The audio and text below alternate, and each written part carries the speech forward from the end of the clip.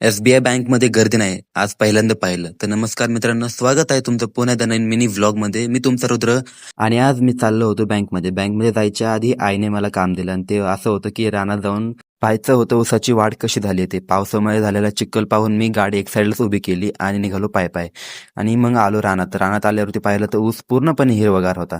आणि आता रानात आलोच होतो म्हणल्यावरती एकदा स्टार्टरची वायरिंग व्यवस्थित आहे की नाही एकदा पाहावं म्हणलं आणि आल्यावरती पाहिलं तर काय पावसामुळे हे झालेले मुंगळे आणि त्यानंतर पाहिलं की एक वायर लूज आहे. मग ती परत एकदा टाईट केली व्यवस्थित.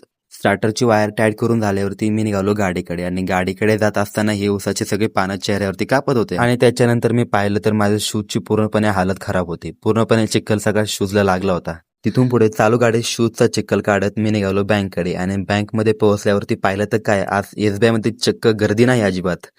आणि मग मी काउंटरपाशी जाऊन मॅडमला प्रॉब्लेम सांगितला आणि तिथे बोलले की आमच्याकडे तर काय सॉल्व्ह होणार नाही कारण की हे तुम्हालाच करावं लागेल.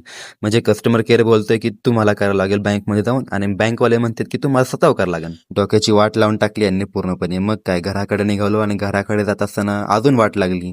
जोरात पाऊस सुरू झाला. पाऊस इतका होता की गाडी देखील चालवता येत नव्हती कारण पुढचं काही दिसत नव्हतं मला. आणि त्यानंतर कसं तसं मी घरी पोहोचलो. चला तर भेटूया पुढच्या नवीन मिनी व्लॉग मध्ये. तोपर्यंत काळजी घ्या. जय शिवराय.